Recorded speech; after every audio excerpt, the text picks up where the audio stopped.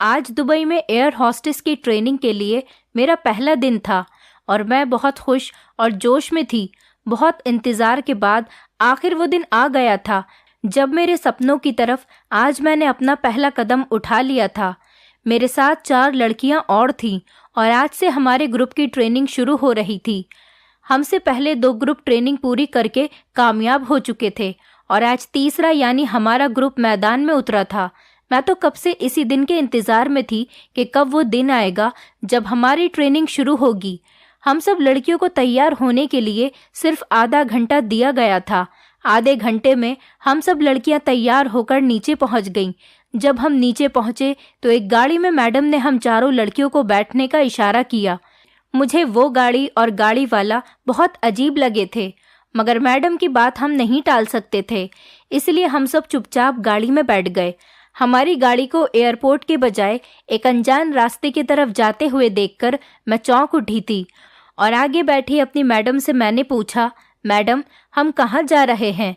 मेरे इस सवाल पर वो चेत कर बोली, ये तुम्हारा शहर नहीं बल्कि दुबई है। यहाँ की ट्रेनिंग के नियम अलग हैं, इसलिए चुप करके बैठी रहो। मैडम की डांट सुनकर मैं दूसरी लड़कियों के सामने शर्मिंदा हो गई थी। इसके बाद मैंने एक भी शब्द अपने मुंह से नहीं निकाला। सारे रास्ते में खामोश बैठी रही। गाड़ी काफ़ी देर चलती रही और फिर एक ख़ास जगह पर आकर रुक गई। मैं चौंक गई कि हम ये कहाँ आ गए। ट्रेनिंग वाली मैडम ने हम सबको गाड़ी से उतरने का इशारा किया और हम उसके पीछे पीछे अंदर चले गए। इस अपार्टमेंट में ज़्यादातर अंधेरा ही था। वो हमें लेकर इस अपार्टमेंट के बेसमेंट में आ गई। थोड़ी देर में मैडम के 3 साथी भी वहाँ पर आ गए थे। उनके हाथ में एक बड़ी सी ट्रे थी जिस पर कुछ बोतलें रखी हुई थीं। मैडम ने कहा, ट्रेनिंग से पहले कुछ दिन तुम लोगों को 2 हफ्तों के लिए एक टेस्ट देना होगा। मैं हैरान रह गई कि कैसा टेस्ट? सारे टेस्ट पास करने के बाद ही हम लोग यहाँ तक पहुँचे हैं, फिर अब से एक और टेस्ट। वो मैडम कहने लगी, ये टेस्ट तुम लोगों की हिम्मत और बर्दाश्त चेक करने का है, क्योंकि एक एयर हॉस्टेस के अंदर जब तक हिम्मत और बर्दाश्त नहीं होगी वो कभी भी एक अच्छी और कामयाब एयर हॉस्टेस नहीं बन सकती। मैंने दिल ही दिल में कहा, मैं खामखा ही मैडम पर शक कर रही थी, ये तो ठीक कह रही हैं। मुझे पता नहीं क्यों शक करने की बहुत आदत थी। लोगों की हर छोटी बड़ी बात पर मेरी सिक्स सेंस मुझे सिग्नल देने लग जाती थी और मेरी इस आदत पर मुझे बहुत फ़ायदा भी हुआ था। मैं बहुत बार बहुत सी जगह पर नुकसान से बच गई थी, लेकिन यहाँ मुझे इस सब को इग्नोर करना चाहिए था। ये मेरा देश इंडिया नहीं था जो मैं हर किसी पर शक करती रहती और अपने दिमाग में आए उल्टे सीधे सवाल से सबको परेशान करती रहती। ये दुबई था, प्रैक्टिकल लोगों का शहर। मुझे यहाँ सावधान होकर रहना चाहिए था। हम लोग खामोशी से खड़े होकर मैडम की बातें सुन रही थीं। उन्होंने वो बोतलें हम सब के आगे रखी और कहा, इसमें करेले का जूस है और अभी के अभी तुम लोगों को ये पीना होगा। मैडम की ये बात सुनकर हम चारों लड़कियों के होश उड़ गए। करेले का जूस, मुझे तो सुनते ही उल्टी आने लगी थी। मैंने आज तक करेले का जूस नहीं पिया था, लेकिन जाहिर सी बात है ये हमारा इम्तिहान था और मैं इतनी दूर अपना करियर बनाने आई थी। अब इस मामूली से टेस्ट के आगे मैं हार नहीं मान सकती थी। सब लड़कियों में सबसे पहले मैंने बोतल का ढक्कन खोला। एक बार फिर से मेरे दिमाग में शक पैदा होने लगा कि ये कैसा टेस्ट है, भला हम कौन सा आर्मी में टेस्ट देने आए हैं। एक एयर हॉस्टेस के लिए तो अप्लाई किया था, फिर ये इतना अजीबोगरीब टास्क हमें क्यों दिया जा रहा था? कहीं कुछ गड़बड़ तो नहीं थी? कहीं ये लोग हमारे साथ कोई धोखा तो नहीं कर रहे थे? लेकिन मुझे उन सब लड़कियों के चेहरे याद आ गए जो हमसे पहले वाले ग्रुप में थीं और वो पास आउट हो चुकी थीं, और अब मैं भी हर इम्तिहान पास करके एक अच्छी एयर हॉस्टेस बनना चाहती थी और ये मेरा सपना भी था और ज़रूरत भी। मैडम ने कहा था कि जल्द ही वो सब लड़कियां ड्यूटी भी ज्वाइन कर लेंगी, इसलिए मैंने खुद को तसल्ली दी और बोतल का ढक्कन खोलकर एक घूंट उसमें से पी लिया। लेकिन अगले ही पल मैंने वो थूक दिया। ये क्या था, इतना कड़वा? मैडम मुझे यूँ देखकर गुस्से में आ गई और बोली, अब अगर तुमने 1 मिनट के अंदर अंदर ये बोतल खाली नहीं की तो मैं तुम्हारी वापसी का टिकट करवा दूंगी। मैंने जूस के कड़वेपन की वजह से अपनी नाक को जोर से अपनी चुटकी से दबा लिया और एक ही घूंट में वो सारा जूस पी गई और बोतल खाली कर दी। मुझे देखकर बाकी लड़कियां भी ज़बरदस्ती करते हुए वो जूस पी गईं। वो जूस पीकर मुझे समझ में नहीं आया कि एकदम मेरा दिमाग क्यों घूम रहा है। मैंने अपनी आंखें खुली रखने की बहुत कोशिश की, मगर मेरी आंखें बंद हुए जा रही थीं। पता नहीं इस कड़वे करेले के जूस में ऐसा क्या था कि मुझे लग रहा था कि ज़मीन मेरे आगे घूम रही है। मैं शायद कुछ ही देर में गिर जाती, मगर मैडम ने अपने नौकरों को इशारा किया और कहा, इन लड़कियों को एक अंधेरे कमरे में छोड़ आओ। और साथ ही वो कुछ और भी कह रही थी, मगर मैं सुनने से पहले ही अपने होशो हवास खो चुकी थी। हिंदुस्तान से आई गरीब लड़की जो दुबई में एयर होस्टेस बनने आई थी, अपना सपना पूरा करने आई थी, अपने पैरों पर खड़े होना चाहती थी, अपने परिवार के लिए कुछ करना चाहती थी, अब पराए देश में दूसरे लोगों के रहमो करम पर थी। मेरा नाम सीमा है और मैंने एक गरीब घर में आँख खोली थी। मेरे पास सिर्फ एक ही खूबी थी कि मैं गरीब होने के बाद भी परियों की तरह दिखती थी। मैं बहुत खूबसूरत थी। जो भी मुझे एक बार देखता वो देखता ही रह जाता था। मैं बचपन से ही खूबसूरत थी। मुझसे छोटे मेरे 4 भाई बहन और थे। गरीब होने के बावजूद मेरे बाबा ने अपनी पूरी उम्र मेहनत की और हम बहन भाइयों को पढ़ाया लिखाया, और एक बाप होने के नाते अपनी सारी जिम्मेदारियां बहुत ही अच्छे तरीके से पूरी की। मेरे पिता ने बड़ी संतान होने के नाते मेरे खूब नखरे उठाए और शहजादियों की तरह मेरी परवरिश की। मैंने एमए किया ही था कि एक दिन मेरे बाबा को फालिस का अटैक हो गया और वो बिस्तर पर पड़ गए। अब सारे घर की जिम्मेदारी मुझ पर आ गई। मैंने एक प्राइवेट स्कूल में नौकरी कर ली, मगर हमारे घर के खर्चे बहुत थे और मेरी सैलरी बहुत कम थी। बाबा की दवाई और घर का राशन और बहन भाइयों की स्कूल की फीस, मेरी तनख्वाह से ये सारे खर्चे पूरे नहीं हो पा रहे थे।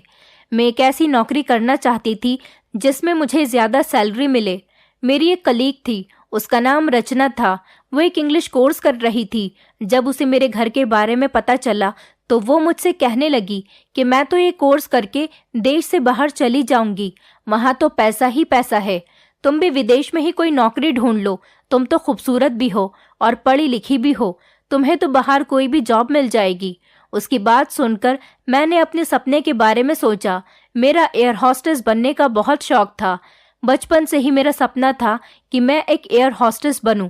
मैं अपने घर में अपने घर वालों को भी कहती रहती थी कि मैं एक एयर होस्टेस बनूंगी और कोई मुझे इस काम से नहीं रोके, क्योंकि हमारे ख़ानदान का माहौल बहुत तंग था। हमारे ख़ानदान की लड़कियों को विदेश जाकर जॉब करने की इजाज़त नहीं थी, लेकिन मेरे बाबा मुझसे कहते थे, मेरी प्यारी बेटी जो बनना चाहे वो बन सकती है। मुझे अपनी बेटी के किसी भी काम से कोई एतराज़ नहीं होगा। मैं अपनी प्यारी बेटी के लिए अपने पूरे ख़ानदान से लड़ जाऊंगा। मगर हालात ही ऐसे हो गए कि मेरे बाप को मौका ही नहीं मिला। मेरे बाबा के इलाज के लिए हमें बहुत सारे पैसों की ज़रूरत थी। इसलिए मैं अपनी दोस्त की बातें सुनकर सोचने लगी कि मुझे भी इस देश से बाहर जाना चाहिए और अपने लिए एक अच्छी जॉब तलाश करनी चाहिए, ताकि मैं वहाँ जाकर अच्छे पैसे कमा सकूं और अपने बाबा के इलाज के लिए भेज सकूं। फिर यहाँ मेरे बाबा का अच्छे से इलाज हो जाएगा और मेरे भाई बहन भी पढ़ लिख कर कुछ बन जाएंगे। इसी इरादे से मैंने सोशल मीडिया पर नौकरियों के ऐड देखने शुरू कर दिए। मेरी कलीग रचना मुल्क से बाहर चली गई तो उसने मुझे फ़ोन पर बताया था कि उसे एक बहुत अच्छी जॉब भी मिल गई, उसकी सैलरी भी अच्छी है। उसकी देखा देखी मेरे दिल में भी ख्वाहिश पैदा होने लगी कि मैं भी अपनी आमदनी बढ़ाने के ज़रिए पर गौर करूं। इस स्कूल की जॉब के पैसे से तो कुछ भी होने वाला नहीं। बाबा का इलाज, घर के खर्चे और छोटे भाई बहनों की पढ़ाई के खर्चे इतने कम पैसों में नहीं होने वाले। इन सब सोचों ने ही मुझे पागल कर रखा था। मैंने फेसबुक पर ऐसे पेजेस लाइक कर रखे थे जिससे मुझे दूसरे मुल्कों से आई हुई नौकरियों के बारे में पता चलता रहता था। मुझे नौकरी मिलना मुश्किल नहीं था, लेकिन मेरे पास न वीज़ा था और ना ही पासपोर्ट, इसलिए मैं दिल मसोस कर रह जाती थी। एक दिन मैं यूं ही फेसबुक पर स्क्रॉल कर रही थी कि मेरी नज़रों से एक इश्तिहार गुजरा। उस पेज पर लिखा था कि दुबई एयरलाइन में एयर होस्टेस बनने का मौका पूरे हिंदुस्तान से लड़कियां अप्लाई कर सकती हैं, और सबसे अच्छी बात इसमें यह थी कि वीज़ा और पासपोर्ट बनाना कंपनी की जिम्मेदारी थी और टिकट की जिम्मेदारी भी उन्हीं के हाथों में थी। हमारा कोई भी पैसा खर्च नहीं होता। ये इश्तिहार देखकर मैं तो बहुत खुश हो गई।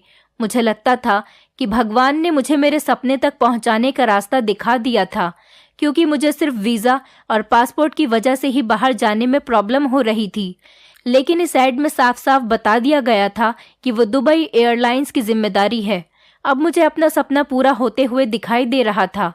मैंने बिना सोचे समझे अपनी उम्मीदों के सहारे अप्लाई कर दिया। मुझे अपने ऊपर पूरा भरोसा था कि मैं इस टेस्ट में पास हो जाऊंगी, क्योंकि जो खूबी भी एयर होस्टेस के अंदर होनी चाहिए वो सब मुझ में थी। जितनी पढ़ाई और कद मांगा गया था, मेरा कद उतना ही था। जो जो बातें उन्होंने अपने ऐड में मांगी थी वो सब मेरे अंदर थी। मैं हर रोज़ अपने घर में सुबह शाम भगवान से प्रार्थना करती कि मुझे इंटरव्यू के लिए कॉल आ जाए, और आखिर मेरी दुआ भगवान ने सुन ली। मुझे इंटरव्यू के लिए कॉल आ गई। एयरलाइन को अलग अलग देशों से लड़कियां चाहिए थी और हिंदुस्तान से सिर्फ 4 लड़कियां चाहिए थी, और हज़ारों ने अप्लाई किया हुआ था, और इंटरव्यू के लिए 100 लड़कियां आई थीं। जब मैं इंटरव्यू के लिए उनके ऑफिस में पहुंची तो मैंने देखा वहां बहुत सारी लड़कियां थीं, लेकिन इतनी लड़कियों को देखकर भी मेरा कॉन्फिडेंस नहीं ख़त्म हुआ, क्योंकि इतनी लड़कियों में से कोई भी लड़की मुझ जैसी खूबसूरत नहीं थी, सिवाय एक लड़की के। उस लड़की को मैंने गौर से देखा। वो बहुत खूबसूरत थी। वो हिंदुस्तान की लगती ही नहीं थी। ऐसा लगता था जैसे कहीं बाहर से आई हो। मुझे उसे देखकर बेचैनी हुई, मगर फिर सोचा कि इनको 4 लड़कियां चाहिए और उन चारों में से एक लड़की तो मैं ज़रूर होंगी। मैंने भगवान से प्रार्थना करनी शुरू कर दी। मेरा इंटरव्यू हुआ और बहुत अच्छा हुआ। मैंने हर सवाल के जवाब बहुत कॉन्फिडेंस से दिए। इंटरव्यू के बीच में मैं बिल्कुल भी नहीं घबराई। लगभग 3 हफ्तों के बाद मुझे कंपनी की तरफ से कॉल आई कि दुबई एयरलाइन ने मुझे सिलेक्ट कर लिया। अब मैं वहां जाकर एयर होस्टेस बन सकती थी। इस कॉल के बाद मैं बहुत ज़्यादा खुश थी। मैंने अपने माँ बाप को इस सब के बारे में बताया। वो लोग भी बहुत ज़्यादा खुश हुए। मेरी माँ को थोड़ी टेंशन भी हो रही थी कि मैं अकेली विदेश में रहूंगी। पता नहीं वहाँ के लोग कैसे होंगे, मैं कैसे सब कुछ मैनेज कर पाऊंगी। लेकिन मैंने माँ को समझा दिया और मेरी माँ भी मेरी बात समझ गई। एक तो ये नौकरी देश से बाहर थी और थी मेरी पसंद की, इसलिए मैं जल्द से जल्द वहाँ जाना चाहती थी और एयर होस्टेस बन के बहुत सारा पैसा कमाना चाहती थी। कुछ ही दिनों में मेरा वीज़ा और पासपोर्ट बन गया। मेरे अलावा 3 लड़कियां और थीं, और एक लड़की वही थी जिसके बारे में मुझे यकीन था कि वो ज़रूर इस टेस्ट में कामयाब होगी। उसका नाम पूजा था और दूसरी लड़की का नाम प्रिया था। हम चारों एयरपोर्ट पहुंचे। वहां पहले से एक आदमी हमें लेने के लिए खड़ा था। हम चारों की खुशी का कोई ठिकाना ही नहीं था। मैं बहुत खुश थी कि अब मेरे सारे सपने पूरे हो जाएंगे और मेरे बाबा का इलाज भी अब अच्छे से हो जाएगा और मेरे भाई बहन भी एक अच्छे स्कूल में पढ़ सकेंगे। हम सोच रहे थे कि हमें एक होटल में ले जाया जाएगा, मगर हम एक ऊंची और बहुत ही अच्छी बिल्डिंग के एक बड़े से अपार्टमेंट में चले गए। वहां जाकर देखा तो और भी बहुत सारी लड़कियां थीं, जो ज्यादातर पाकिस्तान और बांग्लादेश से आई थीं। दुबई ने इस बार एशिया की लड़कियों को भी मौका दिया था। हम सब वहां 10 लड़कियां थीं। हमें कहा गया कि हम तब तक यहाँ ही रहेंगे जब तक बाकी लड़कियां नहीं आ जाती। जैसे ही सब लड़कियां आ जाती तो हम सभी लड़कियों की ट्रेनिंग शुरू कर दी जाएगी। इस समय पता नहीं क्यों मेरे दिल में बहुत ही अजीबोगरीब ख्यालात आ रहे थे कि हमें यहाँ रखने का आखिर इन लोगों का इरादा क्या था। मेरे साथ आई हुई प्रिया भी मेरी तरह ही डर रही थी, लेकिन पूजा बहुत आराम और सुकून से थी। उसे किसी चीज़ का डर नहीं था। वो कहने लगी कि मैं ये बिल्डिंग घूमने जा रही हूँ, तुम लोग मेरे साथ चलोगे या नहीं। लेकिन मेरा ध्यान अभी सिर्फ इस बात पर था कि ये हमारे घर वालों से हमारी बात कब करवाएंगे, क्योंकि यहाँ आते ही इन लोगों ने हमारे मोबाइल्स ले लिए थे। हमें कहा गया था कि ट्रेनिंग के बीच में हमें मोबाइल फ़ोन रखने की इजाज़त नहीं होगी। जब सब एयर होस्टेस बन जाएंगी तो हमें सारी फैसिलिटीज़ मिलेंगी। ये बात तो मुझे पहले से ही पता थी कि हमारे फ़ोन ले लिए जाएंगे, इसलिए मुझ समेत किसी भी लड़की को इस बात पर कोई एतराज़ नहीं हुआ कि मैं यहाँ पर पहुँचने की खबर अपने घर वालों को दे देती तो वो लोग भी परेशान नहीं होते, क्योंकि मेरी माँ मेरे यहाँ आने से पहले मेरे लिए बहुत चिंतित थी। लेकिन कुछ ही देर बाद हम सब की हमारे घर वालों से बात करवा दी गई। अगले दिन भी 5 लड़कियां यहाँ आई थीं। अब हम 15 लड़कियां हो चुकी थीं, इसलिए अगले ही दिन हम सबको इस जगह से दूसरी जगह पर शिफ्ट कर दिया गया, जहां हमें पहले दिन दुबई एयरलाइन पर एक लेक्चर दिया गया। मैं तो यहाँ अपने काम से काम रखती थी, क्योंकि पराया देश था। पता नहीं यहाँ के लोग कैसे थे, इन लोगों पर भरोसा किया जा सकता था या नहीं। लेकिन पूजा की कोशिश थी कि सभी लड़कियों से उसकी दोस्ती हो जाए। और तो और हम जिस जगह थे वहाँ के गार्ड से भी वो ज़्यादातर हंसी मजाक की बातें करती रहती थी। एक दिन लेक्चर देने के बाद फिर 2 दिन वैसे ही गुजर गए। हमसे कहा गया था कि लेक्चर में जो कुछ बताया गया है हमसे वो सब कुछ पूछा जाएगा, इसलिए मैंने तो अपनी पूरी तैयारी अच्छे से कर ली थी, क्योंकि मैं हर हाल में एक एयर होस्टेस बनना चाहती थी और अपने घर वालों के लिए कुछ करना चाहती थी। अगले दिन 5 लड़कियां सिलेक्ट की गईं। कहा गया कि ये 5 लड़कियां पहले ट्रेनिंग पाएंगी और फिर इन 5 लड़कियों के बाद दूसरे ग्रुप की बारी आएगी और हम हिंदुस्तानी लड़कियां तीसरे ग्रुप में थीं। मुझे समझ में नहीं आ रहा था कि ये क्या बात हुई कि हम सब लड़कियां ही यहाँ एयर होस्टेस बनने आई हैं। फिर ये ग्रुप बनाकर हमारी ट्रेनिंग क्यों करवाई जा रही है। पूजा ने मुझे समझाया कि यह हमारा देश नहीं है। कुछ भी उल्टा सीधा इन लोगों के खिलाफ मत बोलो। हो सकता है यहाँ ट्रेनिंग इसी तरह से दी जाती हो। पता नहीं किसने किस अंदाज में ये बात ट्रेनर्स तक पहुंचाई थी कि हमारी मैडम मुझ पर बरस पड़ी और कहने लगी, अगर तुम्हें हम पर इतना ही शक है और तुम्हें एयर होस्टेस नहीं बनना तो अपने देश वापस जा सकती हो। और उन्होंने सबके सामने मुझे बहुत डांट और फटकार लगाई। मैं बहुत बेइज्जती करवाकर पछता रही थी। मुझे नहीं पता था कि उन्हें हमारी आपस की गई बातें किस तरह पता चल गई थी। पूजा ने कहा कि मैंने तो तुम्हें पहले ही समझाया था, अगर तुम कुछ ऐसा वैसा करोगी तो ये लोग तुम्हें डिपोर्ट कर देंगे। यहाँ इन सारी लड़कियों में कोई एक लड़की ऐसी ज़रूर है जो यहाँ की खबरें उन्हें देती है, इसलिए तुम अलर्ट रहना। मैंने दिल ही दिल में कहा, क्या पता वो लड़की तुम ही हो जो सब कुछ उन्हें बताती है। पूजा की हरकतें मुझे बहुत अजीब लगती थीं। वो सारा दिन उन लोगों के आगे पीछे घूमती रहती थी। वो हर समय उन लोगों की तारीफें करती रहती थी और उनकी हर बात मानती। यही वजह थी कि उसे तीसरे ग्रुप से निकालकर पहले ग्रुप में शामिल कर लिया गया था, जिनकी ट्रेनिंग कुछ ही दिनों में शुरू हो जाती। मुझे एक बार फिर से इन लोगों की हरकतों पर शक होने लगा था। मैं यही सोच रही थी कि आखिर इस पहले ग्रुप की लड़कियों की ट्रेनिंग हमसे छुपाकर और किसी और जगह पर क्यों हो रही है, जबकि हम लोगों की ट्रेनिंग तो साथ में ही होनी चाहिए थी। 2 हफ्ते बाद ही वो लड़कियां वापस आईं तो मैंने पूजा से पूछा, प्लीज तुम मुझे बताओ कि ट्रेनिंग में क्या हो रहा है। वो मेरी तरफ झुककर मेरे कान में चुपके से कहने लगी, ट्रेनिंग में क्या हुआ है हमारे साथ मैं तुम्हें बता देती हूँ, लेकिन तुम किसी और को नहीं बताना। मैंने एकदम कहा, हाँ तुम मुझे बताओ, मैं किसी को कुछ भी नहीं बताऊंगी। तुम मुझ पर पूरा भरोसा कर सकती हो। मुझे शक हो रहा था कि आखिर वहां पर ऐसी किसी खास चीज की ट्रेनिंग करवाई जा रही है जो दूसरी लड़कियों को बताने से मना किया गया था। वो मुझे सब कुछ बताने ही वाली थी कि अचानक से मुझे उसके कपड़ों से वाइब्रेट होने की आवाज़ सुनाई दी। मैंने शक की नज़रों से उसे देखा तो वो जल्दी से घबराकर मेरे पास से उठ गई और बहाना बनाकर वॉशरूम की तरफ चली गई। मुझे ऐसा लग रहा था कि जैसे उसने अपने कपड़ों में मोबाइल फ़ोन छुपाया हुआ है। यहाँ तो बहुत सख्ती थी और मोबाइल फ़ोन्स रखने की किसी को भी इजाज़त नहीं थी। हमारी मैडम बहुत ज़्यादा सख्त थी। मैंने फिर सोचा कि शायद मेरा वहम होगा, उसके पास मोबाइल नहीं हो सकता, लेकिन जिस तरह की वाइब्रेट सुनाई दी थी वो मोबाइल की ही थी और जिस तरह वो डर कर उठकर मेरे पास से भागी थी, दाल में ज़रूर कुछ तो काला था।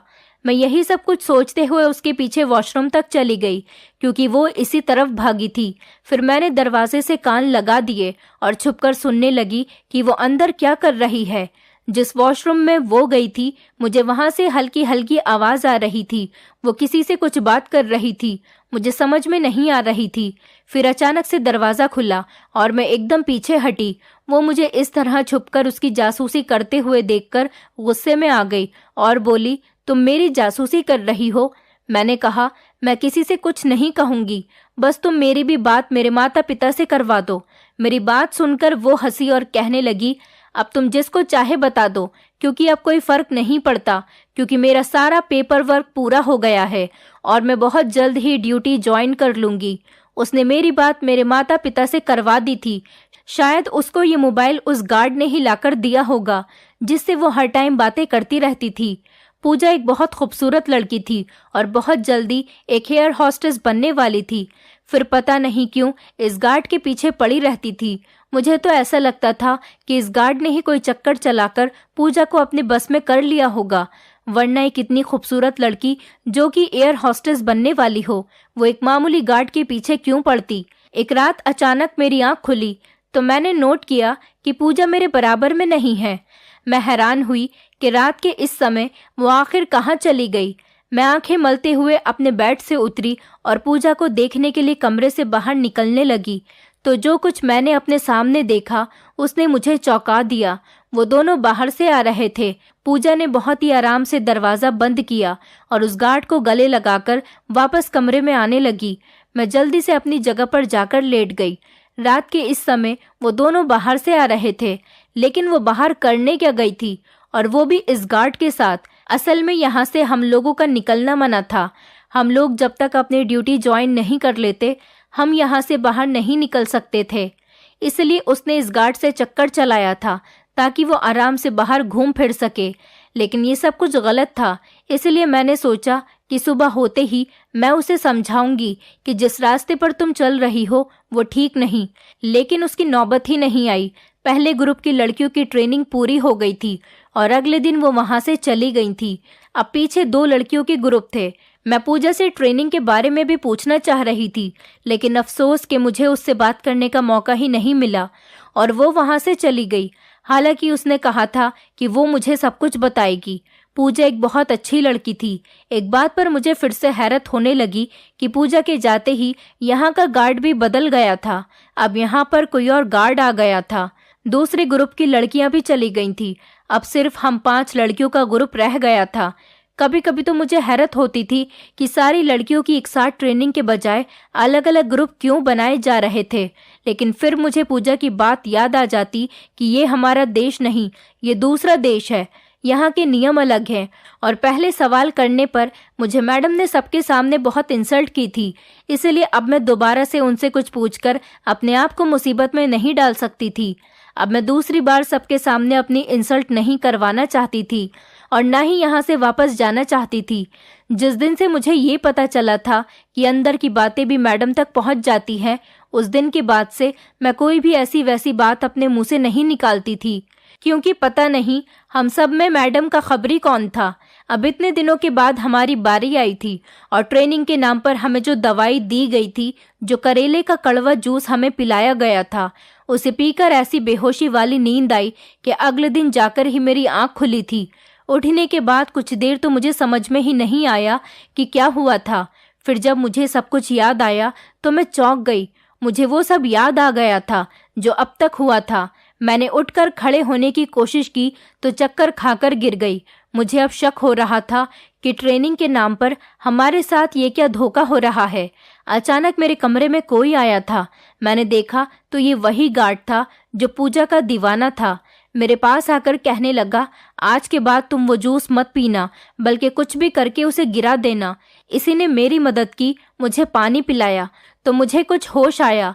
मैंने कहा, तुम मेरी मदद क्यों करना चाह रहे हो? वो बोला, मुझे पूजा ने कहा था। मैंने पूछा, तुम तो हिंदुस्तानी लग रहे हो, तुम यहाँ कैसे? वो बताने लगा कि मैं हिंदुस्तान से दुबई नौकरी की तलाश में आया था, मगर यहाँ आकर भी काम न मिला। अच्छी तो क्या, मुझे यहाँ कोई छोटी मोटी नौकरी भी नहीं मिल रही थी। यहाँ पर मैं अपने जिस दोस्त के पास ठहरा हुआ था, अब तो वो भी बेचारा मुझसे तंग आने लगा था, क्योंकि मुझे यहाँ आए पूरा 1 महीना हो गया था। मुझे कोई जॉब नहीं मिल पाई थी, इसीलिए मेरे पास जो पैसे थे वो भी ख़त्म हो चुके थे। मेरे सब पेपर्स वगैरह पूरे थे और मैं यहाँ कानूनी तरीके से आया था। मैं हिंदुस्तान नहीं छोड़ना चाहता था, मगर बढ़ती हुई महंगाई की वजह से मैं अपने और अपने घर वालों के अच्छे फ्यूचर के लिए यहाँ पर आ गया था। और यहाँ भी अभी तक बेरोजगारी ही चल रही थी। एक दिन मैं अपने डॉक्यूमेंट हाथ में लिए सड़क की धूल छान रहा था। अभी मैं सड़क पर ही चल रहा था कि अचानक एक तरफ से एक आदमी भागता हुआ मेरे सामने से गुजरा। उसके पीछे एक लड़की भागती हुई आ रही थी जो उसे चोर चोर कह रही थी। मैं उस लड़की की आवाज़ सुनकर समझ गया कि ज़रूर वो आदमी इस लड़की का कोई सामान लेकर भाग रहा होगा। मैंने फौरन उसके पीछे भागना शुरू कर दिया और कुछ ही देर में ही मैंने इस आदमी को पकड़ लिया। तब तक वो लड़की भी हम तक पहुंच चुकी थी। उसने मेरा शुक्रिया अदा किया और इस समय पुलिस को कॉल करके बुलवाया और इस आदमी को उसके हवाले कर दिया। ये सब कुछ करने के बाद उसने दोबारा से मेरा शुक्रिया अदा किया। वो लड़की पूजा थी। फिर उस दिन के बाद मुझे नौकरी की ज़रूरत नहीं पड़ी, क्योंकि मैं पूजा के लिए काम करने लग गया। अब मैं तुम्हें यहाँ पूजा की सच्चाई ही बताने आया हूँ। उससे पहले वो मुझे कुछ बताता, अचानक बाहर से शोर की आवाज़ सुनाई दी। शोर की आवाज़ सुनकर सब लोग उठ गए थे। इसी वजह से उसे कमरे से भागना पड़ा। उसके जाने के बाद मैं उलझ गई कि ये सब आखिर क्या हो रहा है। मुझे तो कुछ भी समझ में नहीं आ रहा था, सिर्फ उलझन ही हो रही थी। अब मुझे डर लगने लगा था। मैं सोच रही थी कि कहीं मैंने यहाँ आकर कोई गलत फैसला तो नहीं कर लिया। शाम को फिर से हमें वो कड़वा जूस दिया गया, मगर मैंने वो जूस अपने मुंह में रख लिया, उसे पिया नहीं और कमरे में आकर एक तरफ थूक दिया। मैंने देखा था कि वो गार्ड मुझे पूजा के बारे में कुछ बताने की कोशिश कर रहा था, मगर उसे मौका नहीं मिल पाया था। 2 दिन बाद हम लोगों को कहा गया कि हमारा पहला टेस्ट पूरा हो चुका है, अब दूसरा टेस्ट पार करना है। उस दिन के बाद से मैंने इस गार्ड को ढूंढने की बहुत कोशिश की, मगर वो मुझे कहीं भी नहीं मिला। शायद उसकी ड्यूटी बदल दी गई थी। अब मुझे शक होने लगा था कि हमारे साथ धोखा हो रहा था। 4 दिन बाद हमें एक गाड़ी में बैठाकर फिर से एक अनजान मंजिल की तरफ ले जा रहे थे। मेरा दिल जोर जोर से धड़क रहा था। मुझे लग रहा था कि जैसे हमारे साथ कुछ गलत होने वाला है। मैंने अपनी साथ वाली लड़कियों को हिला झुलाकर देखा तो मुझे पता चला कि करेले के जूस पीने की वजह से वो अभी तक बेहोश थीं। मैंने उनके मुंह पर पानी डाला। उन्हें कुछ होश आया तो मैंने उन्हें कहा कि तुम लोग होश में ही रहो, लेकिन 2 मिनट बाद वो फिर से नशे की हालत में हो जाती थी। शायद उस जूस में इन्होंने कुछ नशे की दवाई मिलाई हुई थी। अब मैं अकेली इस सूरत में क्या करती? इस कंडीशन में अगर हमारे साथ कुछ उल्टा सीधा होता तो मैं एक लड़की होने के नाते कहाँ तक बच सकती थी? गाड़ी की स्पीड एकदम ही बहुत तेज हो गई। मेरे तो होश उड़ने लगे। जो शक मुझे शुरू में इन लोगों पर हो रहा था, अब वो सच साबित हो रहा था। गाड़ी एक बहुत ही खूबसूरत महल के सामने आकर रुक गई थी। मैंने भी जल्दी से इन लड़कियों की तरह बेहोश होने का नाटक किया। हमें 3-4 आदमियों ने बाजू से पकड़कर बाहर निकाला और मैडम के सामने ही हमको घसीटते हुए अंदर ले जाने लगे। अंदर गए तो देखा कि 3-4 अंग्रेज वहां बैठे हुए सिगरेट और शराब पी रहे थे। हम सब लड़कियों को उनके पास में पड़े हुए सोफे पर लेटा दिया गया। वो मैडम इन अंग्रेज आदमी से बात करने लगी। उनकी बातों से मुझे अंदाजा हो गया था कि मैडम हम 5 लड़कियों को इस अंग्रेज के हवाले करने आई हैं। वो कहने लगी, मैंने इनको रोज बेहोशी वाली दवा पिलाई है, अभी भी ये लड़कियां होश में नहीं हैं, वैसी ही है जैसी हालत में आपने कहा था। वो अंग्रेज आदमी बहुत जोर जोर से हंसने लगा था। थोड़ी देर बाद जब मैडम की और उस अंग्रेज आदमी की डील पूरी हो गई और वो उसको पैसों से भरा हुआ एक ब्रीफकेस देने लगा, तो इस समय मेरे दिमाग ने काम किया, क्योंकि हमारी तरफ कोई नहीं देख रहा था। मैंने अपने पास खड़े हुए गार्ड की पैंट से पिस्तौल निकाली और उन सब की तरफ तान ली। एकदम से वहां खड़े सारे गार्ड ने अपने पिस्तौलों के रुख हमारी तरफ कर लिए। मैंने उस औरत को निशाना बनाते हुए कहा, जो हमारी मैडम थी, हमारे पासपोर्ट कहाँ है? क्योंकि हमारे पासपोर्ट एयरपोर्ट से उतरते ही हम सबसे ले लिए गए थे। अभी मैं उससे बात कर ही रही थी कि अचानक से उस अंग्रेज आदमी ने चालाकी दिखाई और भागकर मेरे हाथ से पिस्तौल छीन ली। मैंने बहुत कोशिश की कि मैं अपनी पिस्तौल उसके हाथ न लगने दूं, लेकिन मैं लड़की थी और वो एक आदमी था। उसने अपनी जान दिखाकर मुझसे पिस्तौल छीन ली। बारी फिर से एक बार उनके हाथ में हो चुकी थी। मैंने मैडम से कहा, हमने तुम्हारा क्या बिगाड़ा है? हमें हमारे देश वापस जाने दो, हम किसी को आपके बारे में कुछ भी नहीं बताएंगे। उस औरत ने मेरे मुंह पर एक जोरदार थप्पड़ मारा और कहने लगी, इतनी लंबी प्लानिंग करके और इतना पैसा खर्च करके मैं तुम लोगों को यहाँ इसीलिए नहीं लाई कि वापस तुम्हें तुम्हारे देश भेज दूं, बल्कि मैं तो तुम लोगों को यहाँ इस अंग्रेज के पास छोड़कर जा रही हूँ। ये तुम 5 को हमेशा यहीं रखेंगे और तुम लोग हमेशा यहाँ इस महल में कैदी बनकर रहोगी। अब तुम लोग अपने देश, अपने माता पिता के पास जाने का ख्याल छोड़ दो। तुम लोग तो अब हमेशा यहीं रहोगी। मैं बुरी तरह से चकराकर रह गई थी। ये मेरे लालच की सज़ा थी कि मैं बगैर सच्चाई जाने यहाँ पर आ गई थी। बल्कि सिर्फ मैं ही नहीं, और लड़कियां भी तो यहाँ पर आई थीं। तो क्या सबके साथ धोखा हुआ था? वो कहने लगी, हाँ, पहले वाली लड़कियों को तो हम उनके ठिकाने पर पहुंचा चुके हैं। अब सिर्फ तुम 5 लड़कियों का ग्रुप रह गया था। हमने तुम्हें धोखे से यहाँ बुलाया ताकि तुम्हारा सौदा कर सके, और तुम सब की सब बेवकूफ़ लड़कियां नौकरी के लालच में आकर बिना सच्चाई जाने हमारी बातों में आकर यहाँ पर आ गईं। आज मैंने तुम लोगों को इस अंग्रेज के हवाले कर दिया। अब मैं चलती हूँ, तुम लोग यहीं रहो हमेशा के लिए। वो नोटों से भरा बैग उठाकर जाने ही लगी थी कि अचानक सामने से आवाज़ आई, इतनी जल्दी भी क्या है मैडम? मैंने देखा तो मैं हैरान रह गई। सामने पूजा खड़ी थी, लेकिन उसके साथ बहुत सारे आदमी थे और उन सब आदमियों के हाथ में गन थी। वो मैडम पूजा को देखकर हक्का बक्का रह गई। कहने लगी, तुमको तो मैंने बेच दिया था ना, तुम यहाँ कैसे? तुम उस आदमी की कैद से कैसे निकल आई? तुम्हारा तो वहां से बाहर निकलना नामुमकिन था, फिर तुम यहाँ कैसे? पूजा कहने लगी कि मुझसे मिलो, मैं हूँ पूजा फ्रॉम दुबई पुलिस फोर्स। बहुत टाइम से हमारे पास रिपोर्ट आ रही थी कि बहुत से गिरोह हैं जो दूसरे देशों से लड़कियां लाते हैं, उन्हें नौकरी का लालच देकर यहाँ दुबई लाते हैं और फिर बेहोशी वाली दवाई खिलाकर उनको कमजोर कर देते हैं ताकि वो अपने बचाव के लिए कुछ नहीं कर सके, और उनके पासपोर्ट और मोबाइल भी ले लिए जाते हैं ताकि वो किसी से कांटेक्ट नहीं कर सके और ना ही यहाँ से वापस जा सके। इसलिए इस खतरनाक ग्रोह को पकड़ने के लिए पुलिस ने एक प्लान बनाया ताकि पता लगाया जा सके कि आखिर इस घटिया काम में कौन कौन मिला हुआ है। बस फिर मैं एक हिंदुस्तानी लड़की बनकर तुम लोगों के अंदर घुसती और सारी इंफॉर्मेशन तुमसे निकालकर अपने साथियों को देती रही। तुमने पिछले 2 ग्रुप जो लड़कियों के बेचे थे, उन्हें हम आज़ाद करवा चुके हैं। अब वो लड़कियां सही सलामत अपने माँ बाप के साथ अपने घर पर हैं। आज बस इस अंग्रेज और तुमको रंगे हाथों पकड़ना था, इसलिए मैं इतने दिनों से चुपचाप तुम लोगों का तमाशा देख रही थी। उसने अपने साथियों को आगे बढ़ने और इन दोनों को गिरफ्तार करने का इशारा किया।